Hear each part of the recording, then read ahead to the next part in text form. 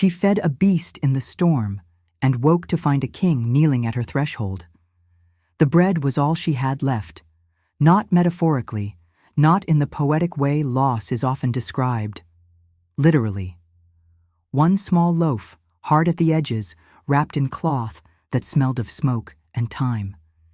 It sat on the table in her cabin like a monument to everything she'd lost, her pack, her name, her place under the moon. Kira had been Omega once, now she was nothing, exiled for a gift they called corruption, for eyes that saw too far, for a voice that carried prayers the elders didn't recognize. The wind screamed against the wooden walls. Snow piled against the door like the world itself wanted to bury her.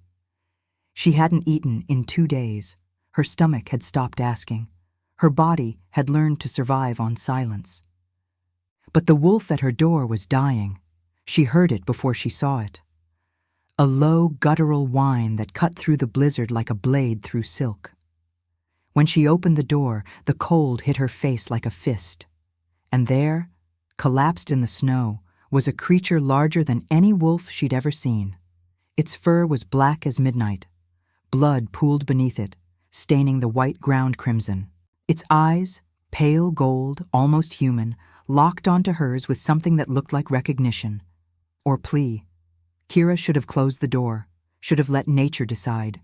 She owed nothing to beasts, nothing to anyone. The world had made that clear when they cast her out 6 months ago, when they stripped her of her name, when they told her that her gift, the ability to see threads of fate, to hear the goddess whisper through flames and storms, was heresy. She'd tried to save a child, saw her death in the fire, warned the Alpha. He called her a liar, a manipulator, a witch trying to seize power through fear. 3 days later, the child drowned in the river. They blamed Kira, said she'd summoned the death, cursed the innocent. The Alpha himself dragged her to the border and told her if she ever returned, they'd burn her alive. So she'd walked, for weeks, until she found this cabin, abandoned, rotting, but shelter. She'd survived on roots and snow water and the foolish hope that maybe, somewhere, the goddess still remembered her name. But now, staring at this dying wolf, she realized hope had nothing to do with it. Her hands moved before her mind could stop them. She knelt in the snow. The cold bit through her thin dress, burned her knees. She tore the bread in half, her last meal, her only security, and held it to the wolf's muzzle. "Eat," she whispered. Her voice cracked. "Just eat." The wolf's jaw trembled. It took the bread slowly, carefully, as if afraid she'd vanish. Its tongue brushed her palm, warm, impossibly warm for something so close to death. She felt something then. A pulse, not a heartbeat, something deeper, a thread, silver and fraying, stretched between them. She'd felt threads before. Every pathfinder did. They were the connections that bound souls to destiny, to purpose, to the moon herself. But this thread was different, ancient, royal. She dragged the wolf inside. It was heavier than it looked, muscle and bone, and something that felt like sorrow. She wrapped it in the only blanket she owned, the one her mother had made before the pack forgot kindness. The fire was down to embers, but she fed it the last of her wood, splinters and bark and a chair leg she'd been saving. The wolf's breathing was shallow, labored. She pressed her hand to its chest and felt the heartbeat beneath, steady but fading. Its ribs rose and fell, like the tide pulling back before a storm. "Don't die," she said, not a command, a prayer. "Please, I can't watch another death I couldn't stop." The wolf's eyes, those impossible gold eyes, fixed on her, and in them she saw something that made her breath catch. Recognition. Not of her face, of her soul. She stayed awake all night, feeding the fire, watching the rise and fall of its ribs. She sang to it, old songs her mother taught her, prayers to the moon, words in a language she barely remembered but somehow still knew. Her voice was rough from disuse, cracked from cold, but she sang anyway. because if this creature died, she'd be alone again. And she didn't think she could survive that. When dawn broke, pale and silver through the frosted window, something changed. The air shifted. The thread she'd felt earlier pulled taut. The wolf's body convulsed once, twice. And then it wasn't a wolf anymore. The transformation happened in silence. No flash of light, no dramatic surge of magic, just the quiet, terrible rearrangement of bone and flesh and fur into skin and muscle and humanity. A man lay on her floor, naked, scarred, breathing. His hair was black as the wolf's fur. His body was carved with old wounds, claw marks, burn scars, something that looked like a brand over his heart. But his face was young, peaceful, as if he'd finally stopped running. Kira stumbled back. Her mind raced. Shifters were rare, royal shifters even rarer. And a shifter who could hold wolf form while unconscious, while dying, meant only one thing: royalty. She grabbed a blanket, covered him. Her hands shook. She didn't know what to do, didn't know if he'd wake violent or grateful or afraid. And then she heard it. 3 knocks at her door. Deliberate, measured, inevitable. Kira's blood went cold. She moved to the window, peered through the crack in the wood. Outside stood a figure in black armor, crowned in iron, flanked by soldiers whose eyes burned amber in the morning light. Behind them, horses stamped in the snow, banners bearing the symbol of the northern kingdom. A wolf beneath a crescent moon, snapped in the wind. The Alpha King. She recognized him from stories, from whispers. Aldrich of the Northern Reaches, the king who'd ended 3 wars through strategy instead of bloodshed, the king who'd refused a political marriage and ruled alone, the king whose brother had vanished 3 months ago. Her eyes dropped to the man on her floor. Oh no. The knocking came again, louder. She had no choice. She opened the door. The cold rushed in.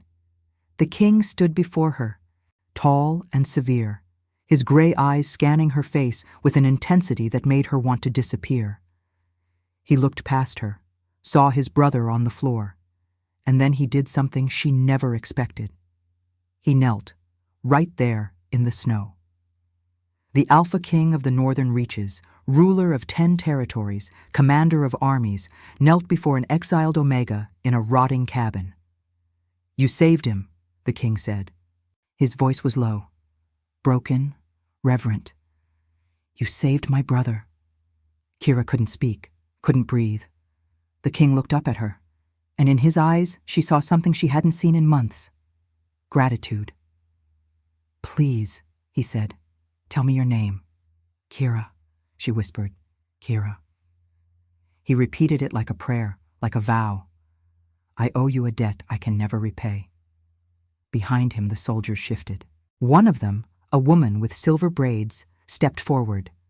"Your Majesty, we should move the prince." The king rose, gestured to his men. "Carefully, he's been through enough." They entered her cabin with surprising gentleness, lifted the prince, Davin, she remembered his name now, onto a stretcher made of pine and fur. He stirred, but didn't wake. The king turned back to Kira. "You're Omega." It wasn't a question. "I was," she said, "and now, exiled."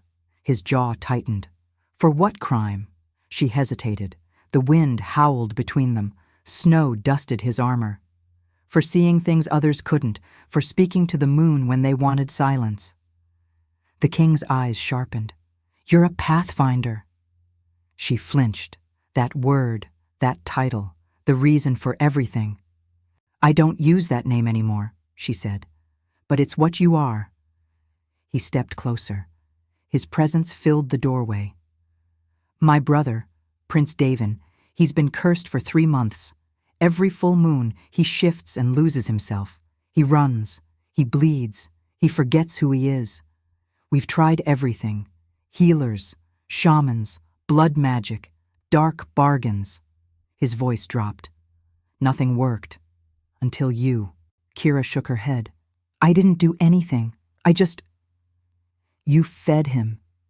You let him in. You chose mercy when the world told you to let him die." The king's eyes burned now, not with anger, with something deeper. "That's not nothing. That's everything." She didn't know what to say, didn't know how to process this. Hours ago, she'd been starving and alone. Now the most powerful man in the north stood in her doorway, telling her she'd saved a prince. "Come with us," the king said suddenly. "What?" "To the northern fortress. Let me repay you. Let me give you shelter, safety, everything you've been denied." He paused, searched for words. "Let me understand what you did, how you broke through a curse no one else could touch." Kira looked at her cabin, at the broken door that never quite closed, at the empty table where bread used to sit, at the fire dying in the hearth, at the life she'd barely been surviving. She had nothing here, nothing but ghosts and cold. "I have nothing to pack," she said quietly. The king's expression softened, just slightly. "Then you'll want for nothing when you arrive." He offered his hand. She stared at it, at the scarred knuckles, at the calluses that spoke of sword work and labor, at the choice being offered. She took it. The moment their palms touched, something shifted in the air. A hum, low and ancient, like the earth recognizing a pattern it had forgotten. The king felt it too. She saw it in the way his breath caught, in the way his fingers tightened just slightly before he let go. "What was that?" she whispered.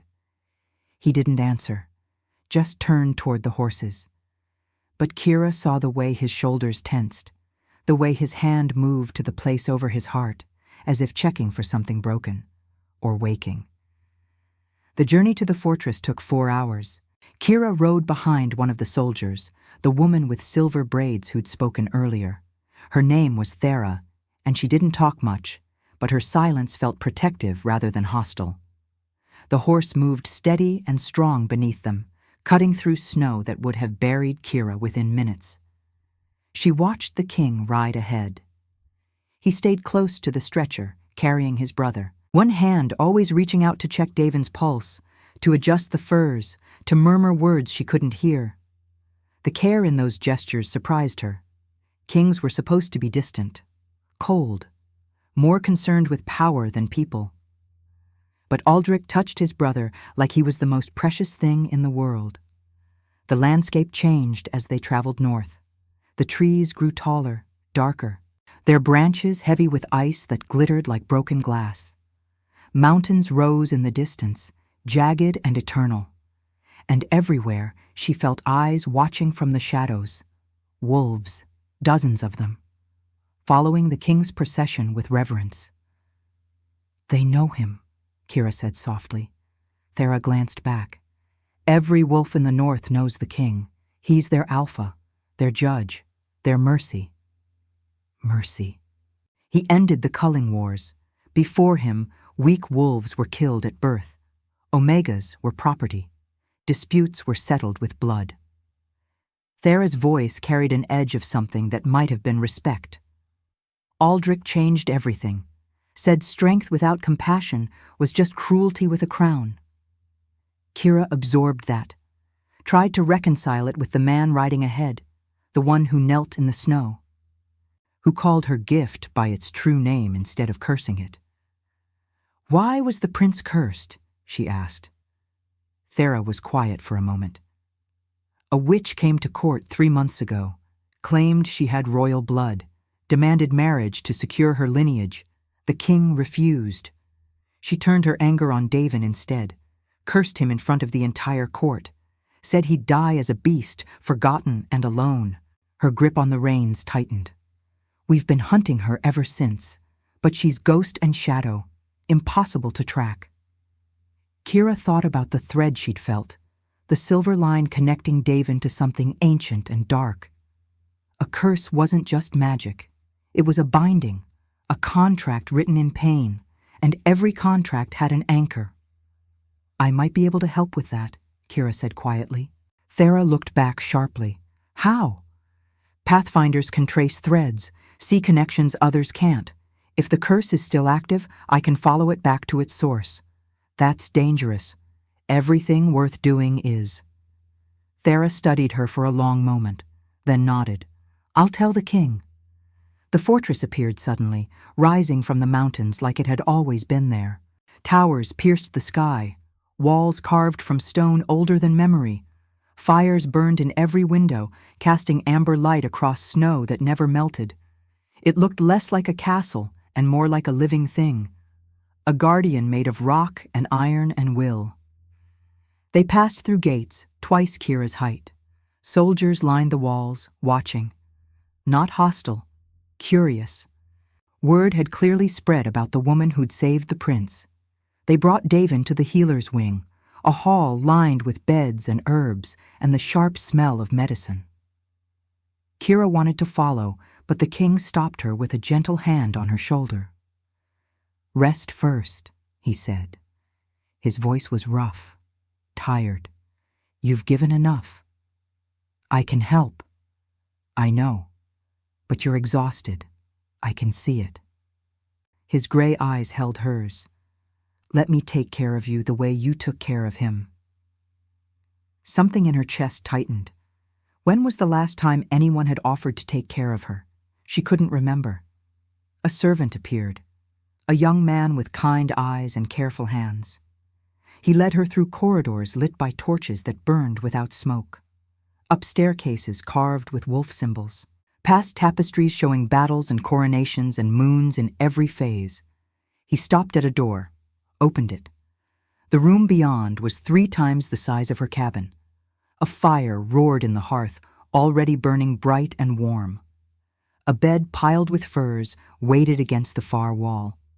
On the table sat food, bread still warm from the oven, roasted meat, wine the color of blood, fruit she didn't recognize. The king wants you comfortable, the servant said. If you need anything, pull this cord. Someone will come. He left before she could thank him.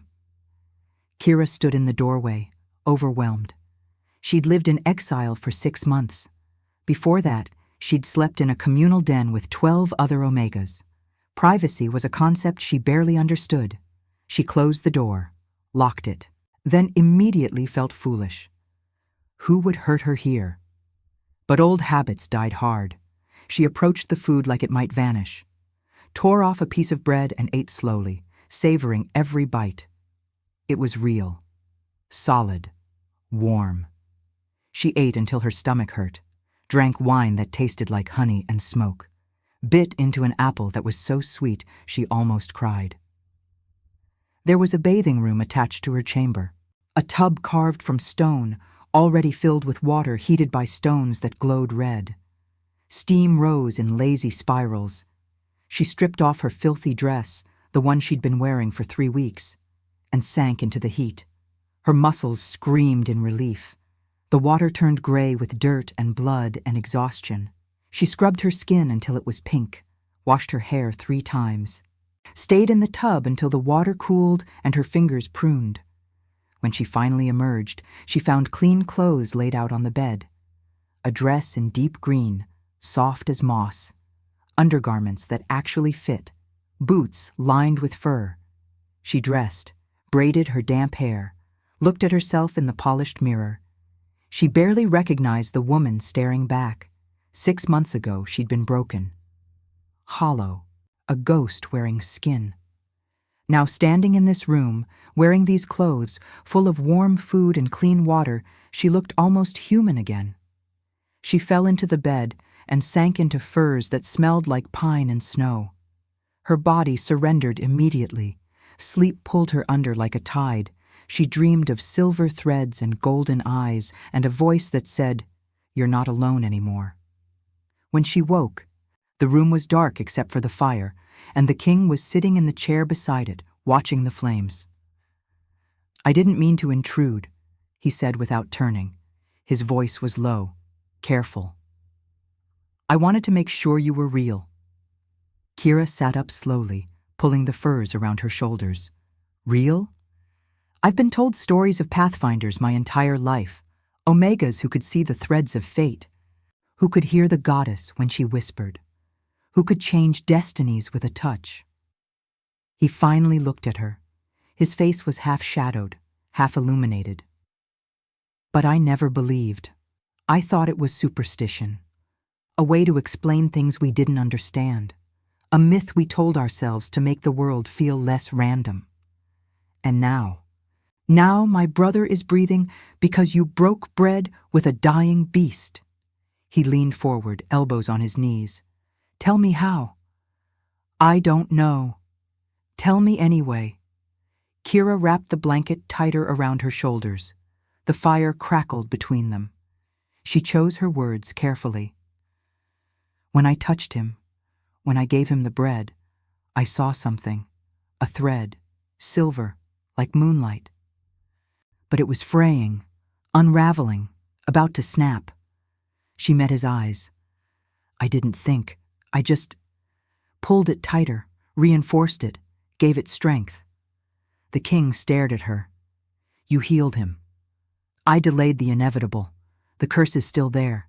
I can feel it even now. It's woven into his soul. But I bought him time. Then help me break it, completely, permanently. She hesitated. Why would you trust me? You don't know me. For all you know, I could be the one who cursed him. No. His voice was absolute, certain. Because you fed a dying wolf when you were starving. You had one piece of bread, your last meal, and you gave half of it to a stranger. That's not the action of someone who curses. That's the action of someone who saves. He stood, crossed to her, knelt beside the bed so they were eye level. That's all I need to know. Silence settled between them, heavy and warm. The fire crackled. Outside, wolves howled in the distance, not in distress, but in song. What's your name? Kira asked. She knew it already, but she wanted to hear him say it. Aldrich. Aldrich. She tested it on her tongue. What happened to your brother? The truth. His jaw tightened. Pain flickered across his face like lightning. A betrayal. A woman we trusted.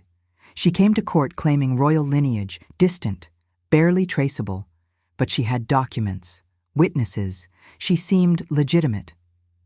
He looked away. She asked for my hand in marriage, said it would unite old blood with new, strengthen the kingdom. You refused. I refused. I won't marry for politics. I won't bind myself to someone I don't know, don't trust, don't love. My parents did that. They were miserable. I swore I'd never repeat their mistakes. Kira understood that more than he knew. She took the rejection badly, Aldrich continued. At first I thought she'd leave with dignity. But then she turned to Davin, smiled at him, touched his hand, and spoke words in a language I didn't recognize. His voice dropped. He screamed, fell to the floor, started shifting uncontrollably. When he finally stopped, there was a mark over his heart, a spiral, black as night. The curse mark.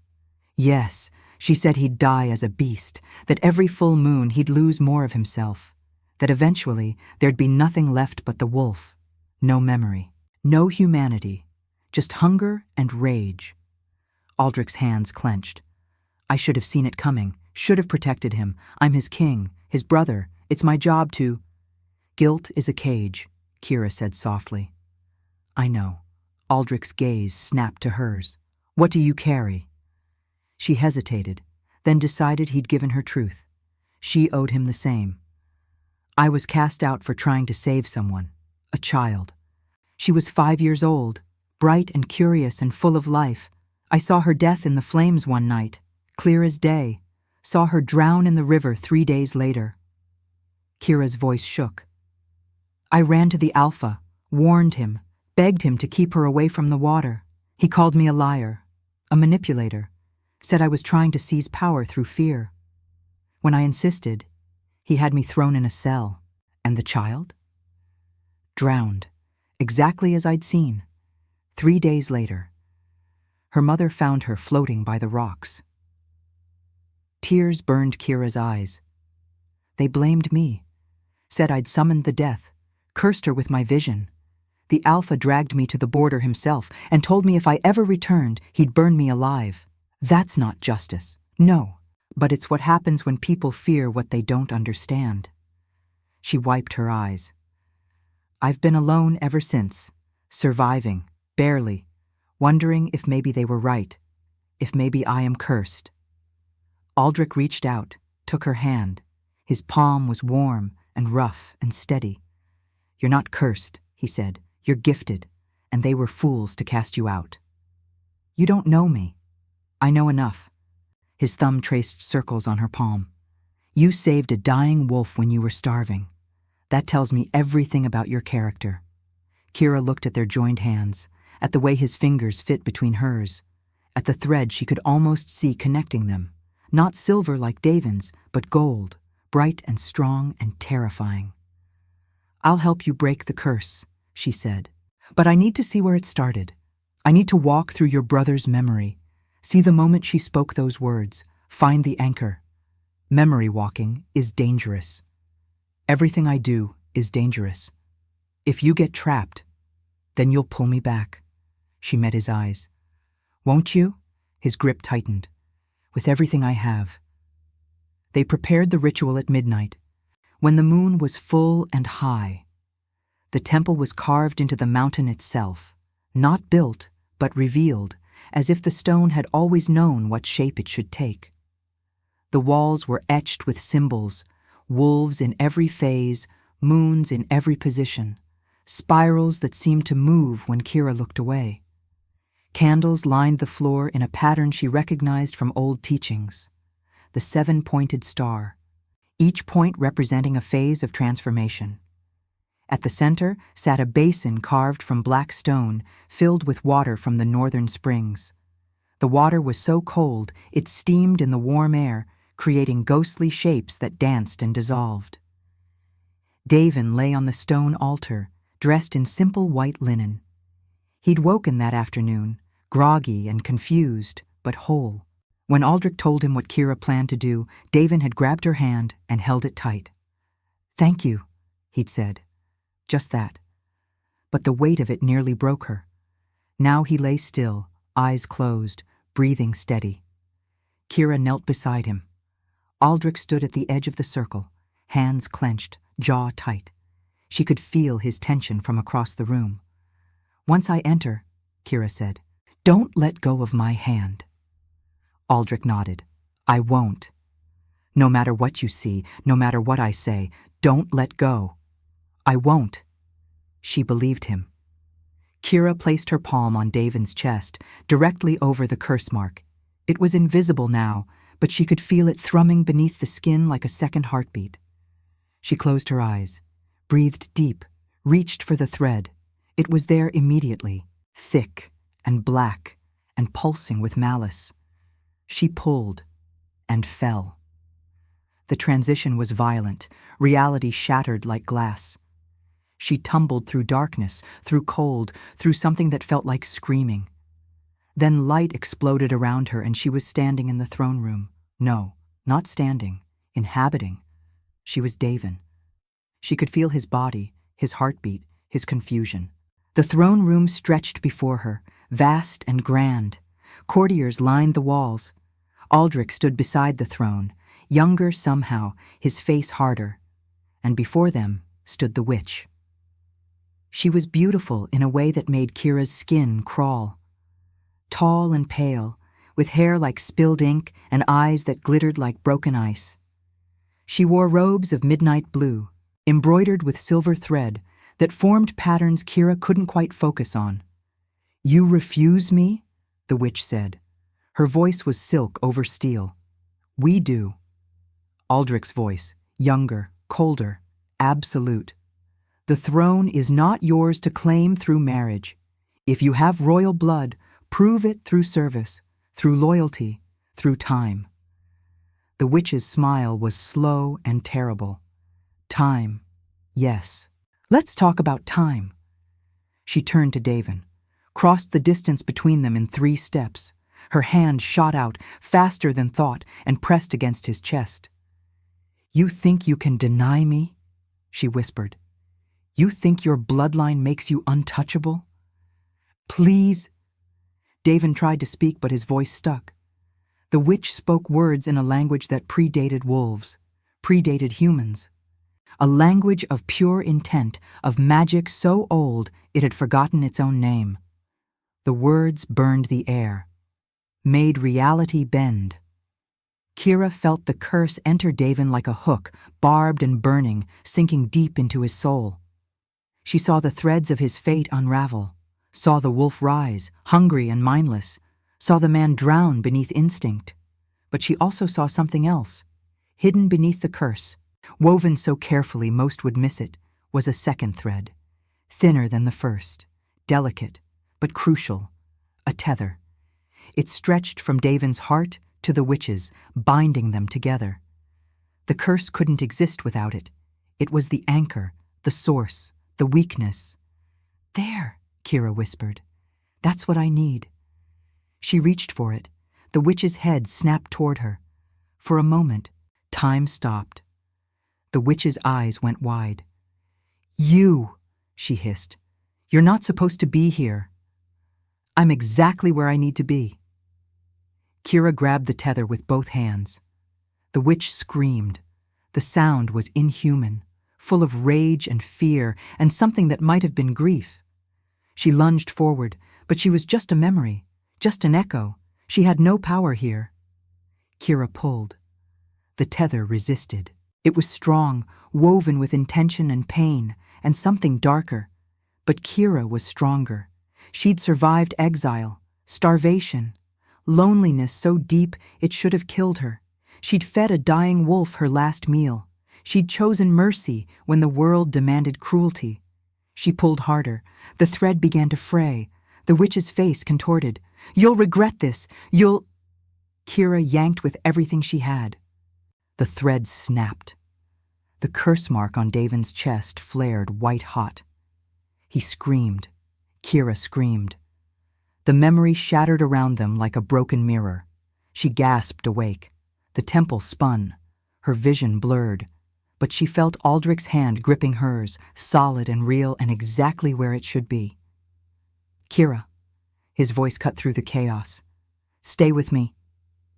She focused on his face, on his gray eyes, on the way he held her like she was the only thing keeping him tethered to the earth.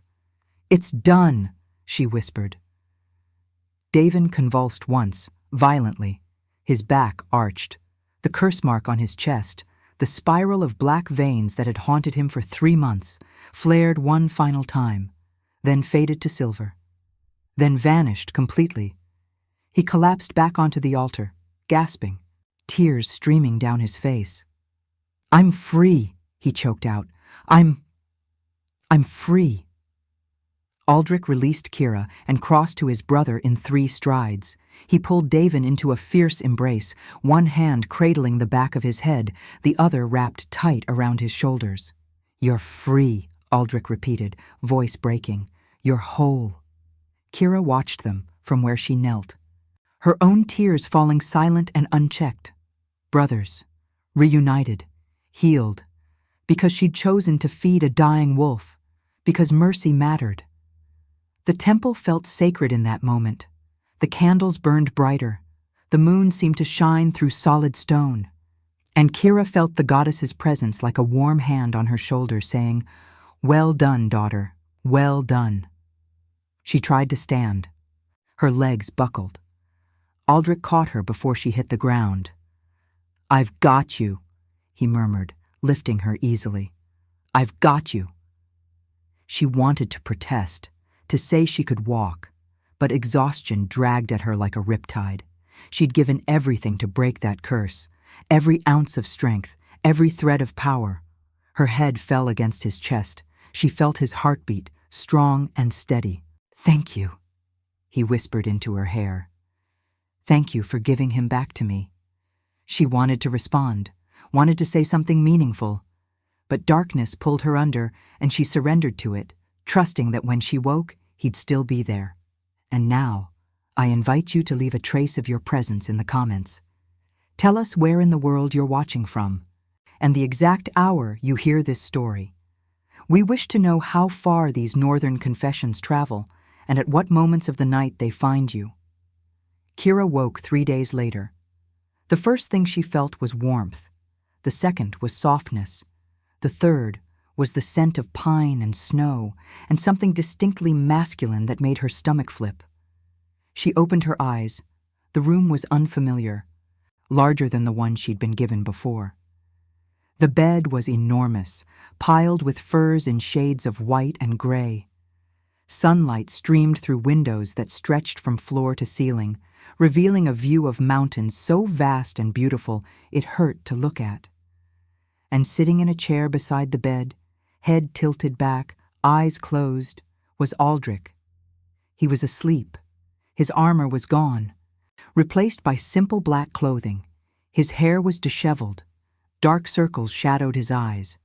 He looked exhausted, but even in sleep, one of his hands rested on the edge of the bed, fingers stretched toward her as if checking she was still there.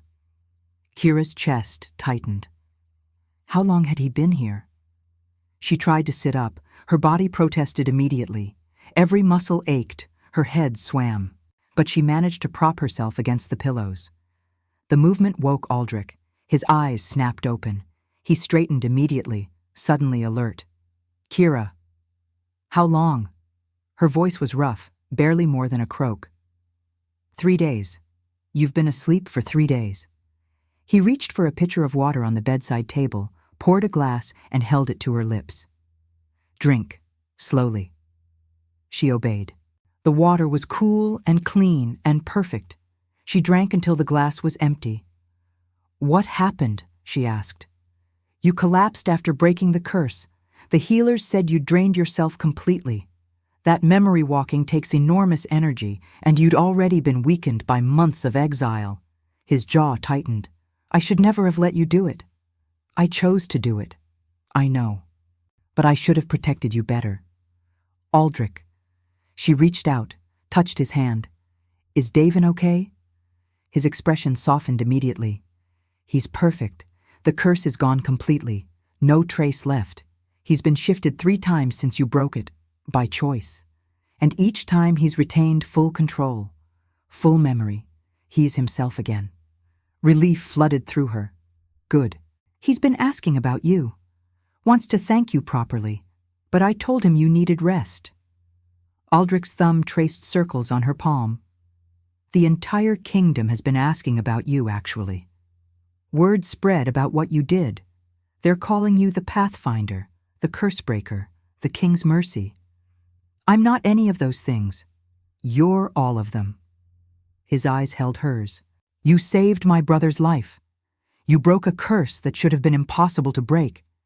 You did what an entire kingdom of healers and shamans couldn't do. He leaned closer. Do you understand what that means? That I have a useful skill? He laughed, actually laughed. It transformed his face, made him look younger, less burdened. Yes, and also that you're extraordinary. Kira looked away, uncomfortable with the intensity of his gaze. I just followed the thread. Most people can't see threads. Most people aren't broken the way I am. You're not broken. His voice turned fierce. You're a pathfinder. You see connections others miss. You hear the goddess when she speaks. That's not broken. That's sacred. She wanted to believe him, wanted to accept that her gift was something other than a curse. But 6 months of exile had taught her that the world didn't reward difference. It punished it. What happens now? She asked quietly. Aldrich hesitated.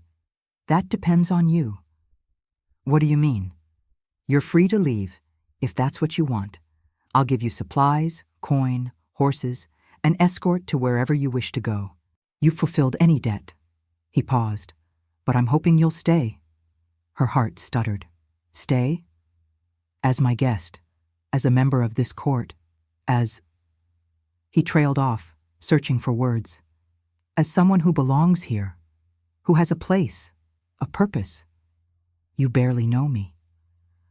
I know you fed a dying wolf when you were starving. I know you walked into a cursed memory to save my brother. I know you're brave and kind and powerful in ways most people never understand. His hand tightened on hers. That's enough for me. Kira studied his face, looked for deception, for ulterior motives. For the trap she'd learned to expect from people in power, she found none of it, just sincerity, and something that looked dangerously close to hope. Why do you care? She asked. Really? You're a king. I'm an exiled Omega. We exist in completely different worlds. Maybe that's exactly why I care. He stood, moved to the window, stared out at the mountains. I was raised to be king, to lead, to sacrifice everything for duty. I've done that. For 20 years, I've done nothing but serve this kingdom, make decisions, wage wars, negotiate treaties, marry off my nobles, attend endless councils. He turned back to her. But I've never felt more alive than I did in that cabin. Watching you save a dying wolf, seeing you choose mercy when you had every reason to choose survival instead. That doesn't make sense. It does to me.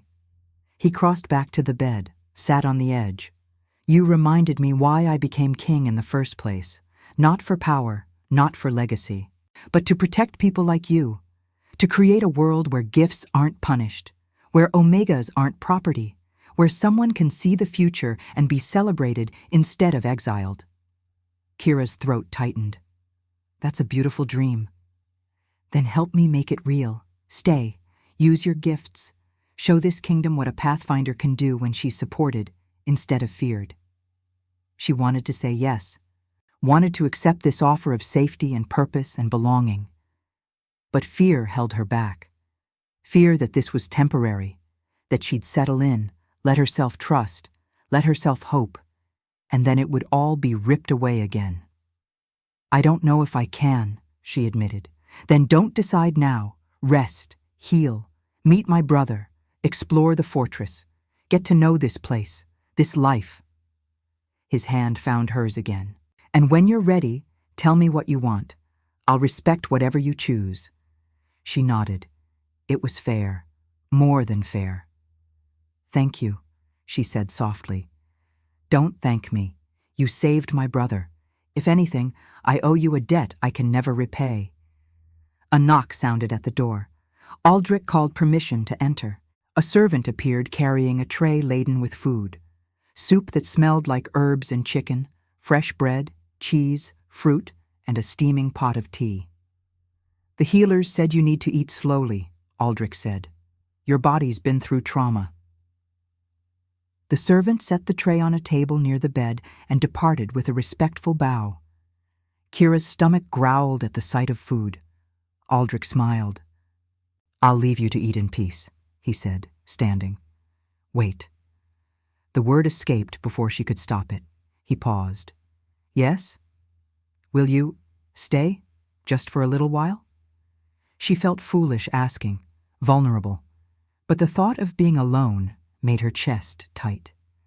I've been alone for so long. I'm not sure I remember how to be around people, but you feel safe. His expression softened into something that made her heart skip. I'd be honored. He pulled the chair closer to the bed and settled in while Kira ate. The soup was perfect, warm and nourishing, with flavors that reminded her of home before exile. She ate slowly, savoring each bite, while Aldrich told her about the fortress, the kingdom, his people. Davin wants to throw you a feast, he said with a slight smile. I told him to wait until you were strong enough to actually attend it. A feast seems excessive. Not for saving a prince's life. He leaned back. But I understand if crowds aren't appealing right now. They talked until the sun shifted in the sky. About small things, safe things. He asked about her childhood, and she told him about her mother's songs, her father's woodworking, the den where she'd grown up. He shared stories of growing up royal, the weight of expectation, the loneliness of the crown, the brother who'd been his only true friend. When exhaustion finally pulled at her again, Aldrich stood. Rest, he said. I'll check on you tonight. You don't have to. I want to. His eyes held hers. If that's acceptable.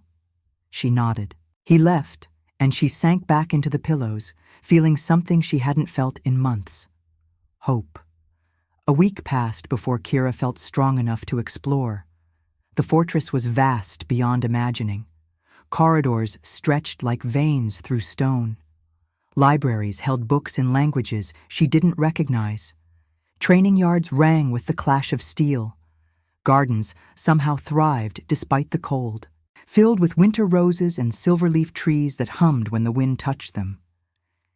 Everywhere she went, people stared. Not with hostility, with curiosity, with respect. Word had spread about the pathfinder who'd broken the curse. Soldiers nodded as she passed. Servants smiled, children pointed and whispered. It was overwhelming and strangely wonderful. Davin found her in the library on her third day of exploration. He was tall like his brother, but where Aldrich carried severity, Davin radiated warmth. His eyes were the same gold she'd seen in the wolf. "There you are," he said, grinning. "I've been looking everywhere." "I'm sorry, I didn't mean to hide." "You're not hiding. You're recovering. There's a difference."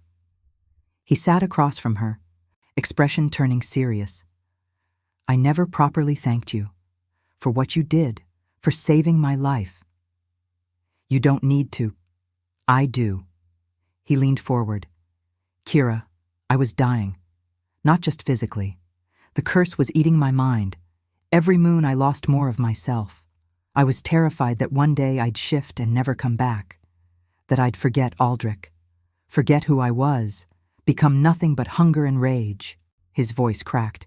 "You gave me my life back, my humanity. How do I thank someone for that?" Kira's throat tightened. "You live, fully, joyfully. That's thanks enough." Davin smiled through tears. Then he did something unexpected.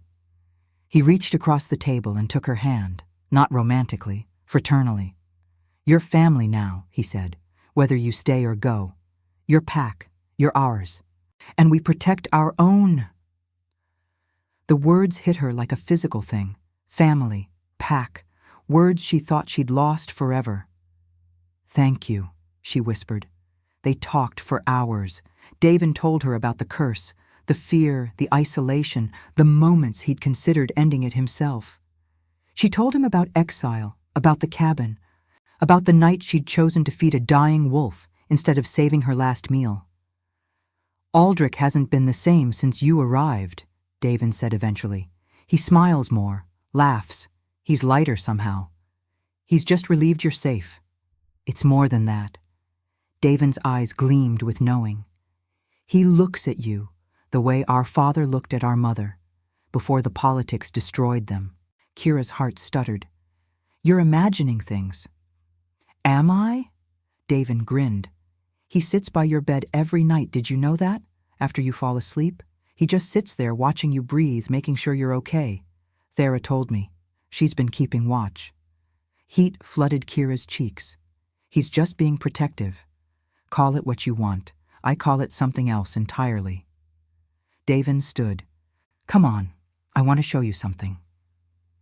He led her through corridors she hadn't yet explored, up staircases that wound like Lo Xuan, until they reached a door carved with moon phases. He pushed it open. Beyond was a chamber that stole her breath. It was circular with walls made entirely of glass. The ceiling opened to the sky, and in the center stood a pool of water so still it looked like liquid silver. The moon, though it was day, seemed to shine through the glass anyway, casting everything in ethereal light.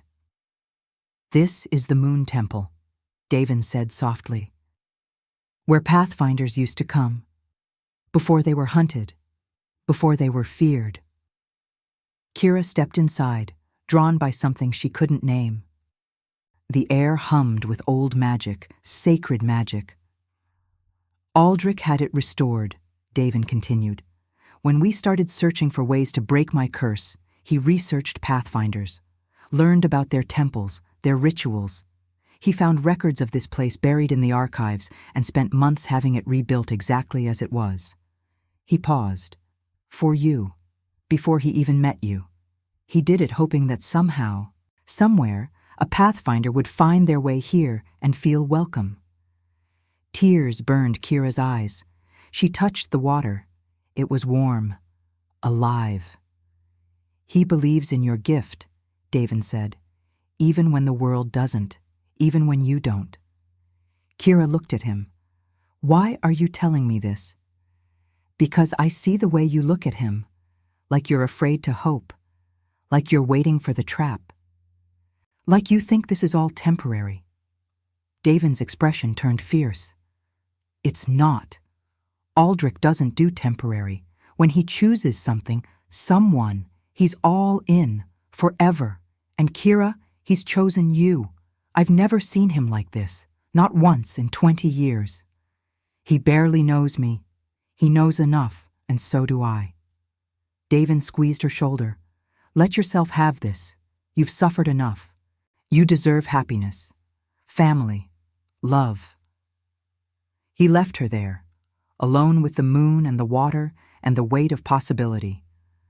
Kira knelt by the pool, stared at her reflection, at the woman who'd survived exile and starvation and loss, who'd chosen mercy when the world demanded cruelty.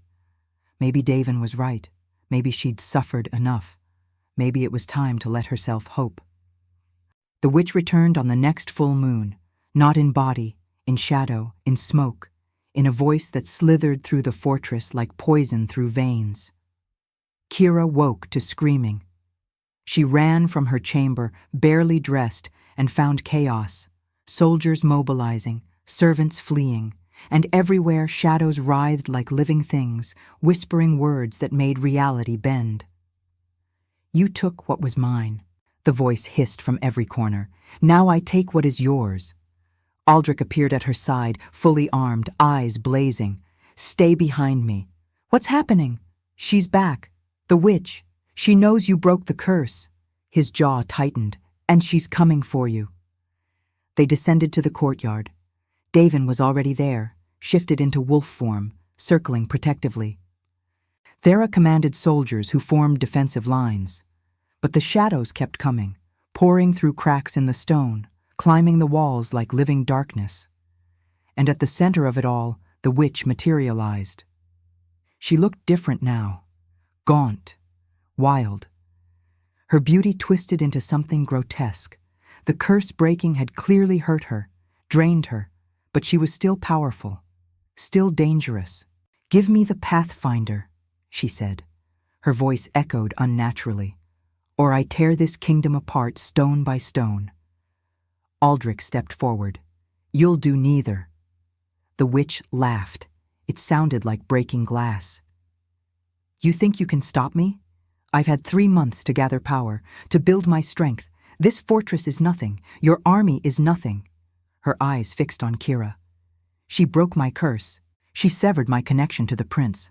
She cost me years of work, and now she pays." "Then you'll have to go through me," Aldrich said. His voice carried absolute authority, the voice of a king who'd ended wars. "Gladly." The witch raised her hands. Magic crackled. The shadows surged forward. Kira felt something snap inside her. A thread she hadn't known was there. It connected her to the moon temple, to the sacred pool, to every pathfinder who'd ever walked these halls. Power flooded through her, not dark, not violent, pure, ancient, luminous. She stepped past Aldrich, raised her own hands. "No," she said simply. The word carried weight, intent, the authority of the goddess herself. The shadows stopped, wavered, began to dissolve. The witch's eyes went wide. "What are you?" "I'm what you could have been," Kira said, "if you'd chosen healing instead of hurt." She reached out with her gift, saw the threads connecting the witch to her shadows, to her pain, to the curse that had defined her. And beneath it all, she saw the truth. The witch had lost a child, a daughter, taken by a rival pack, murdered for being half-human. The grief had consumed her, twisted her, made her into something monstrous. "I see you," Kira said softly. "I see what you lost, and I'm sorry." The witch's face crumpled. You don't understand. I do. I lost everything too. My pack, my place, my identity. I was exiled for trying to save someone. Kira stepped closer. But vengeance didn't heal me. Mercy did. A dying wolf taught me that. It's too late for me. It's never too late. Not while you're still breathing. Kira extended her hand. Let me show you. Let me walk with you one more time. Let me help you say goodbye. The witch stared at her hand, at the offer, at the impossibility of forgiveness. Behind Kira, Aldrich tensed. Kira, don't... Trust me, she said without looking back. The witch's hand trembled, rose slowly, reached out, their fingers touched, and they fell into memory together. Like if you believe rejection can become destiny. The memory was a meadow under a full moon. Kira stood beside the witch, younger now, whole, her face soft with love. In her arms was a child, maybe 4 years old, dark hair, bright eyes, laughing as her mother spun her in circles. This is Alara, the witch whispered, my daughter, my everything. She's beautiful. She was, until they took her. The memory shifted. Wolves appeared, a pack. They snarled at the witch, called her half-breed, abomination, said her child carried corrupted blood. The Alpha, a man with cold eyes and colder heart, grabbed Alara from her mother's arms. The witch screamed, fought, begged. They killed the child in front of her. Kira felt the witch's grief like a blade through her chest. Felt the moment her heart broke. Felt the moment she decided that if the world was cruel, she would be crueler. I tried to forget, the witch said. I tried to move on, but the pain followed me everywhere. So I fed it, let it consume me, became the monster they said I was. You became what they made you. Does that excuse what I've done? No, but it explains it. Kira turned to her. You cursed Davin because Aldrich refused you. But he refused you because he won't marry for politics, not because of who you are. It felt like rejection, like being told I wasn't enough, again. I understand that, but you chose the wrong target. Davin didn't kill your daughter. He didn't hurt you.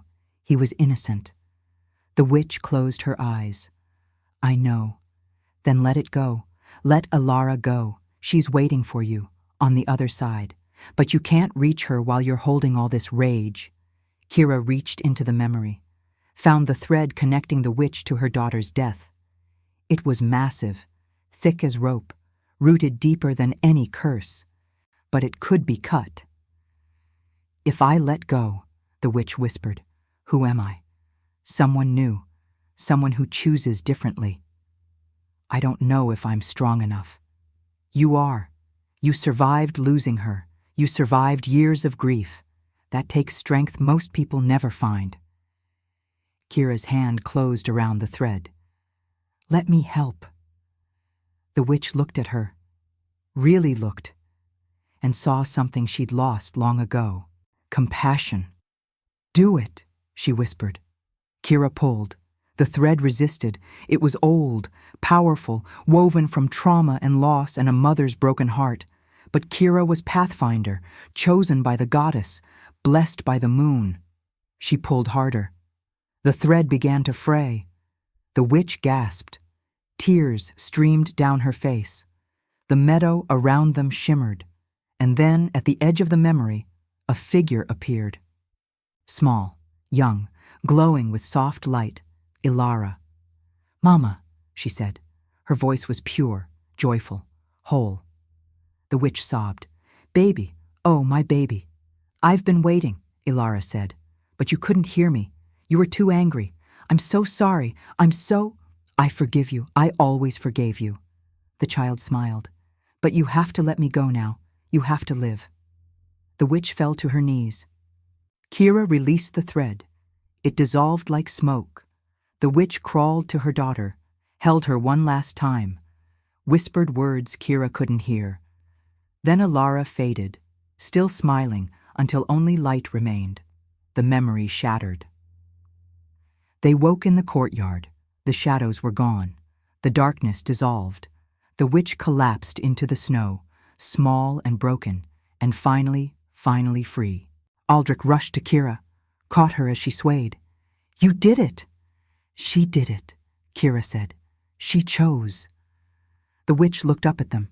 Her face was wet with tears, but her eyes were clear, human again. "I'm sorry," she whispered, "for everything, for Davin, for the curse, for the pain." Aldrich knelt. His face was hard, but not cruel. "Go, leave this kingdom, don't return." "Where will I go?" "Anywhere but here." His voice softened slightly. "Find a new life. Honor your daughter by living differently." The witch nodded, rose on shaking legs, looked at Kira one last time. "Thank you for seeing me when no one else could." Then she walked into the snow and vanished. The fortress was silent. Then someone cheered. Then everyone cheered. Soldiers, servants, wolves howling from the mountains.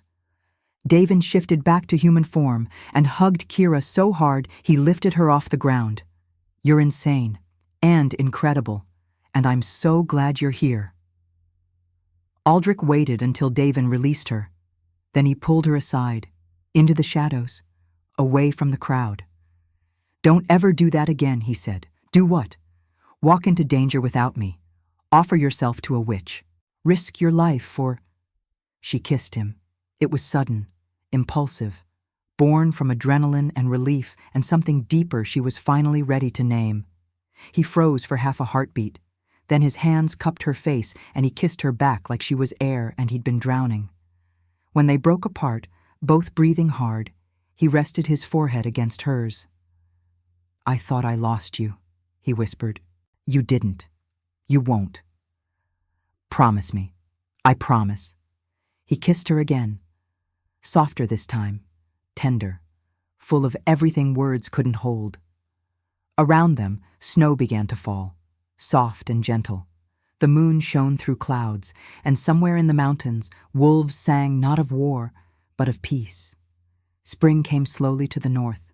The snow melted in patches, revealing earth that had been frozen for months.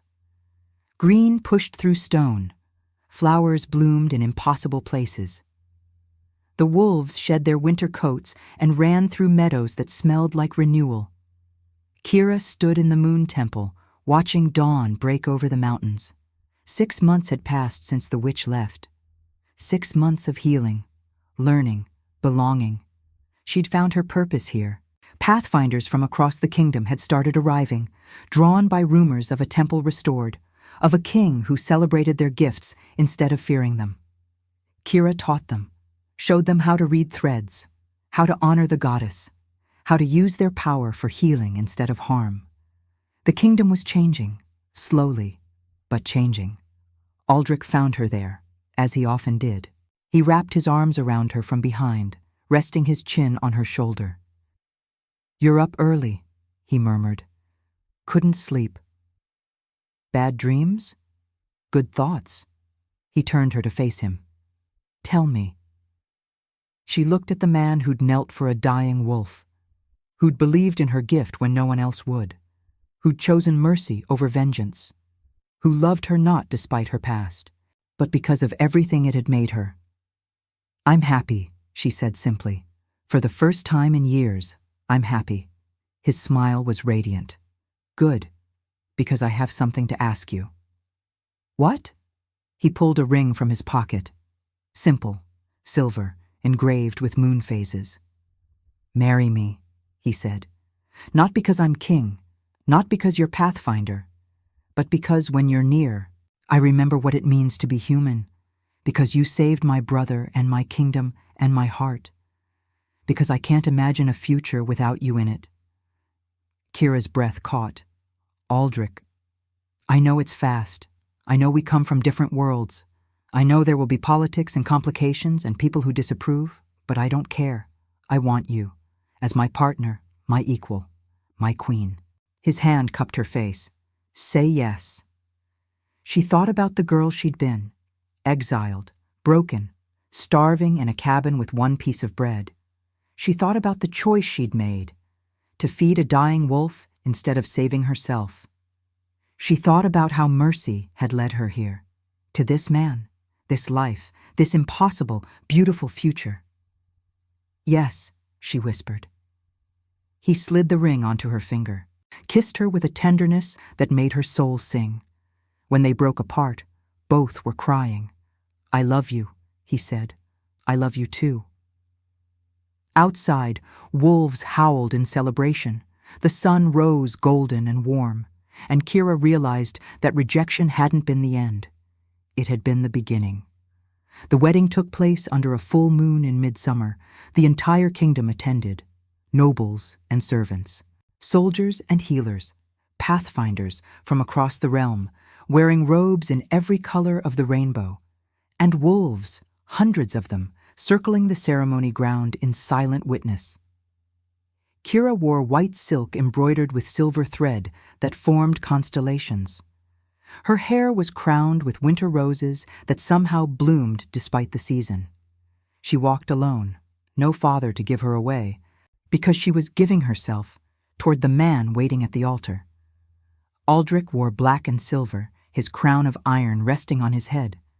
But his eyes were soft, wet, full of wonder. Davin stood beside him as witness. Thera stood beside Kira. Both smiled so wide it hurt to look at. The ceremony was brief, traditional.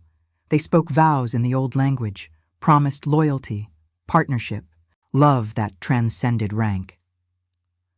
When the priestess said, "You may seal your bond," Aldrich pulled Kira close and kissed her like she was the answer to every question he'd ever asked.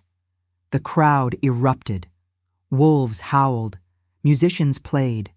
Magic shimmered in the air, not dark, but luminous, blessed by the goddess herself. They danced until dawn, ate until they were stuffed, laughed until their sides ached.